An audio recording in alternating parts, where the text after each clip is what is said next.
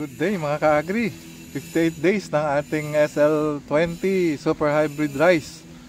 At malapit na, kalakasan niya nasa flowering stage na, no? At tingnan natin ano yung kanyang crop standing. Tara, let's go! Tingnan natin! Ka-agri, ganito na itsura ng SL20 Super Hybrid Rice sa 58 days after transplant, ano? Kasalukuyan ng yan, sabay-sabay na halos lumalabas yung mga bulaklak niya, oh. Tingnan natin ka-agri ano yung height niya. Oops, meron tayong nakikitang alitang niya. Pero nakaschedule tayo mag-spray ng 60 days ka-agri, so 2 araw. Hindi pala alitang niya yun. Hindi naman. So tingnan natin, ito ka-agri ang itsura niya. Naganda ng labas ng bunga, oh, sabay-sabay. So critical dito ngayon yung tubig. Tapos yung pagbabantay natin sa mga insekto. Ang kalaban na lang natin malaki dito ka-agri ngayon ay pulmog. So far wala naman tayong nakikitang whiteheads. Dito sa area na to walang whiteheads. Ikutan natin ka-agri. At tingnan natin ka-agri ano ba yung height niya. Sandali lang. Ito ka-agri yung height niya, no? Ang from base to tip nung plug leaf niya may umabot pa ng 120 ka-agri. Actually may 140 pa, no? Pero siguro ang average nito nasa mga 100 plus, no? Mga 100 to 105 siguro ka-agri dito sa area na to. Pero tingnan natin doon sa ibang lugar. Kami namumula lang ng mga dahon na yun. Ano kaya yun? Ang kalaban na lang natin dito ay yung hanip, ulmog, no? Pero pag tinignan natin yan sa puno, dito natin makikita yung sa agri. Malinis naman yung mga puno niya. Wala, kahit sa loob. Yan. Pag may hanip yung ka-agri, makikita mo naman. Ito, itlog lang ng ano to eh. Yan, mga itlog ng snails na nabaog. Yan. Oops.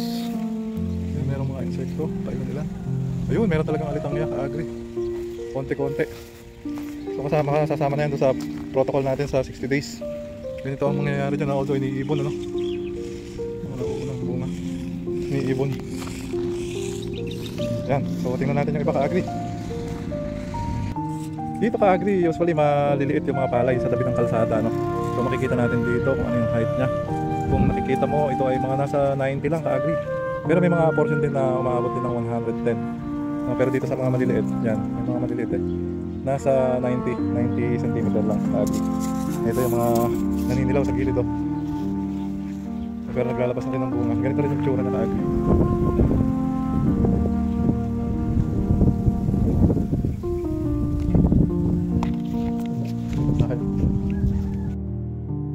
Yung nasa kanan, yung RC666 o yung jackpot, ano? Yung nasa kaliwa, yun yung ating RC SL8 Super Hybrid Rice, no? So ito malapit ng anihin, ano? 2 weeks pa siguro. Ito na lang, ito sa atin eh kasalukuyang flowering. Yan. Ka-agri, madaming sira ng stem borer yung palay natin. Ayun, oh, dead hard. Yung ito, patay ito, oh. Lalabas yung bunga nito, wala rin. Putol yung kinain ng uod, yung stem. So marami, oh. Papaaga natin yung pag-spray. Ayan, oh. Pangit ka-agri. Ayan ang ating tanim. Yun, dami, oh. Stem borer, oh. Saka yung hindi pantay-pantay yung pagka-prepare dun sa bukid natin ka-agri. Noon, may mataas, may mababa. So yung mga susuhong hindi lang sa pilapil kumakain pag natuyo yung lupa dun sa gitna. Yun ang unang tinitira nila. Magdadalawang spray pa tayo ng pang-stem borer kung gusto nating makarecover po ka-agri. Dami, oh. Ilang araw lang tayo hindi pumasyal din eh. So dahil lang nadali. Agoy. Patay. Ayan, dami.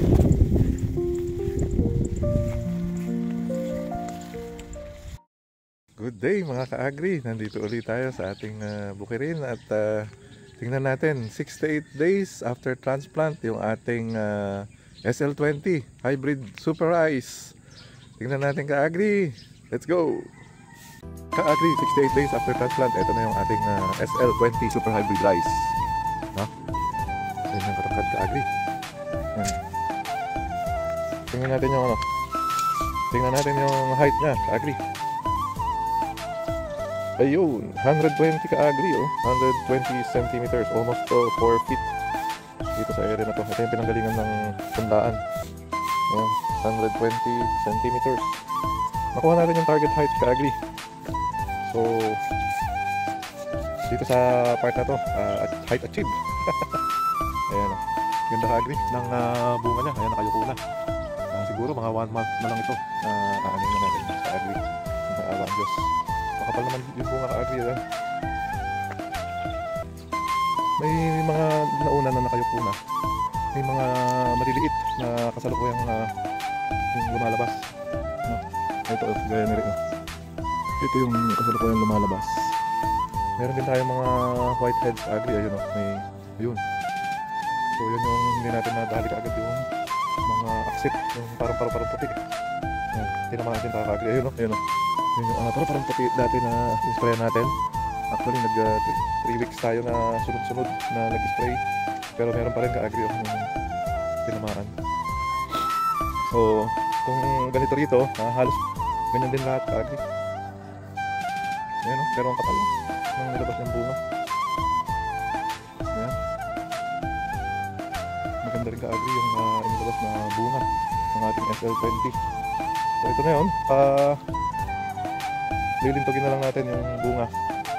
So naka-schedule pa tayo isang foliar spray ka-agri sa 75 days after transplant. May nakikita rin kasi tayong mga paisa-isang naninira ng bunga. So isasabay natin sa spray sa 75 days. Ngayon 68 days ngayon, so 1 week from now. Medyo yuyuko pa ito ng bahagya.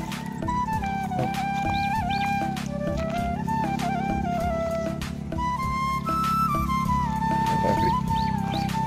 Maganda siya. Ayan ang ating palayan ka-agri. Consistent naman yung height niya. Dati dito yung hinabol natin. Dito madapit. Dito na ng kape. Humabol din. Ayan, ang problema lang natin ngayon ka-agri ay mababa ang presyo ng palay. So anong plano? May bodega naman tayo ka-agri. Yun yung ano natin, gagamitin muna natin. So kung sa panahon ng ating pag-ani ay bigyan tayo ni Lord ng magandang panahon, tayo po ay magbibilad at pagkatapos ay bubodega muna.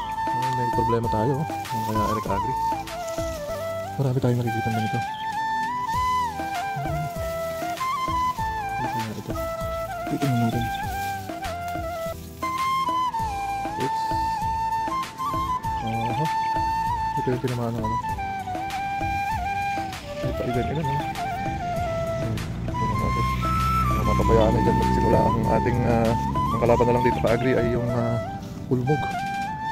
Baka mamaya dyan magsimula. Kasi pag natuyan dito ka-agri doon, may stress. Lalabas yung mga ulmog. Kaya dapat mag-alert pa rin tayo kahit nakaganyan nakalabas na yung bunga. Yan ang gustong-gusto ng ulmog. Ayan ka-agri. Ito yung ating SL20 Super Hybrid Rice 68 days after transplant. At ito naman ang katabi natin na jackpot. Napakaganda ka-agri. Jackpot na jackpot. Oh. Yan. Yan na ang ating last opportunity para pagsamahin sila sa isang screen. Ito ay aanihin na sa Monday ka-agri. Ganda nito ka-agri. Panalo. Jackpot na jackpot. Napakaganda ka-agri. Kapal ng bunga. Yuko-yuko. Punta na tayo sa dulo. Ito na yung picture natin ng flowering o yung paglabas ng bunga ng ating SL20 Super Hybrid Rice. So ito na ka-agri. Yan ang ating crop standing 68 days after transplant.